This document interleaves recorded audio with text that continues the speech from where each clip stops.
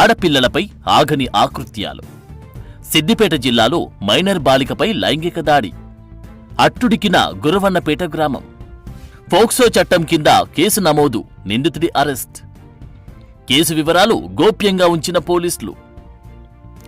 సిద్దిపేట జిల్లాలో 7వ తరగతి చదువుతున్న మైనర్ బాలికపై లైంగిక దాడి ఘటన కన్న తల్లిదండ్రులతో పాటు గ్రామస్తులను నివ్వెరపరిచింది. బాలికపై అదే గ్రామానికి చెందిన పక్కింటి యువకుడు లైంగిక దాడికి పాల్పడ్డాడు. ఈ సంఘటన కుమ్రవెల్లి మండలం గురువన్నపేటలో చోటు చేసుకుంది. దీంతో ఆగ్రహించిన బాలిక కుటుంబ సభ్యులు, గ్రామస్తులు నిందితుడి ఇంటిని పెట్రోల్ పోసి తగలబెట్టారు. కారు, జేసీపీని ధ్వంసం చేశారు. గ్రామస్తుల దాడిలో పలు వాహనాలు ధ్వంసమయ్యాయి. దీంతో గ్రామంలో ఉద్రిక్త పరిస్థితులు నెలకొన్నాయి. మైనర్ బాలికపై అత్యాచారం చేసిన యువకుడిని చట్టప్రకారం కఠినంగా శిక్షించాలని డిమాండ్ చేశారు గ్రామస్తులు. మద్యం, డ్రగ్స్ లాంటి మత్తు పదార్థాల వల్లే ఇలాంటి ఘటనలు చోటు చేసుకుంటున్నాయని తెలుపుతున్నారు. మైనర్ బాలికపై అత్యాచార ఘటనతో గురువన్నపేటలో ఉద్రిక్త పరిస్థితులు నెలకొనగా సమాచారం అందుకున్న పోలీసులు సంఘటనా స్థలానికి చేరుకున్నారు. ఆందోళనకారులను చెదరగొట్టారు. కేసు నమోదు చేసుకుని దర్యాప్తు చేపట్టారు. కేసు విచారణ చేపట్టిన 4 గంటల్లోనే నిందితుడిని అరెస్టు చేసి రిమాండ్కు తరలించారు. అయితే కేసు గురించి పూర్తి వివరాలను వెల్లడించలేదు మెదక్ జిల్లా సిపి అనురాధ.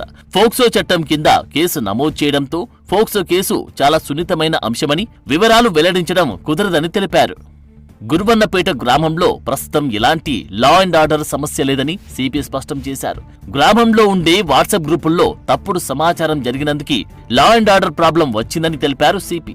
వాట్సాప్ గ్రూపుల్లో తప్పుడు ప్రచారం చేసిన వ్యక్తిపై కేసు నమోదు చేసినట్టు, ఈ ఘటనలో నిందితుడితో పాటు మొత్తం 10 మందిపై కేసు నమోదు చేసినట్టు సిపి అనురాధ తెలిపారు. 29th early morning 2 o'clock Komaravalli police station limits లో ఒక పోక్సో యాక్ట్ కేసు మీద కంప్లైంట్ ఇవ్వడం జరిగింది. ఆ కంప్లైంట్లో అక్యూజ్డ్ ఒక మైనర్ అమ్మాయిని సెక్షువల్ అసౌల్ట్ చేసిందన్న దాని మీద ఇమ్మీడియట్గా కేసు రిజిస్టర్ చేసి కొమరవల్లి పిఎస్లో 2 o'clock విక్టిమ్ స్టేట్మెంట్ 2:30కి ఉమెన్ ఇన్స్పెక్టర్ రికార్డ్ చేసిన తర్వాత అక్యూజ్డ్ ఆ మైనర్ ఎవరినైతే చెప్తుందో అతన్ని 3 o'clock కస్టడీకి తీసుకోవడం జరిగింది. ఇవాళ ఎర్లీ మార్నింగ్ 3 o'clock కస్టడీకి తీసుకొని ఇమ్మీడియట్గా రిమాండ్ రిపోర్ట్ తయారు చేసి అతన్ని వితిన్ 2-3 hours జైలుకి పంపించడం జరిగింది.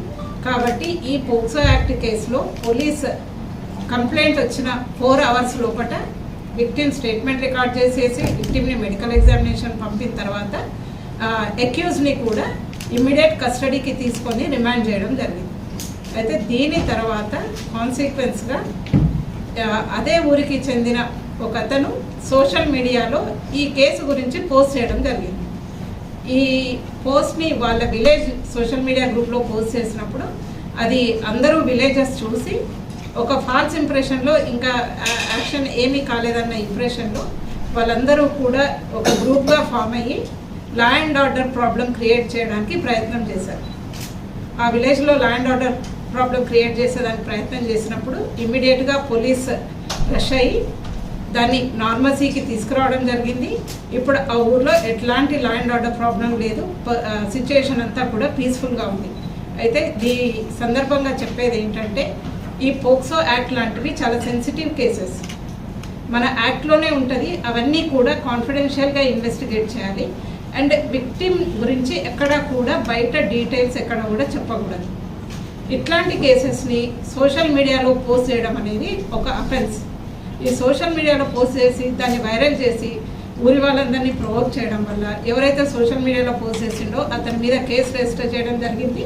అండ్ అతన్ని ఇమీడియట్గా లీగల్గా యాక్షన్ తీసుకోవడం జరుగుతుంది. అండ్ ఇన్ ఫ్యూచర్ షీట్ కూడా ఓపెన్ చేయడం జరుగుతుంది.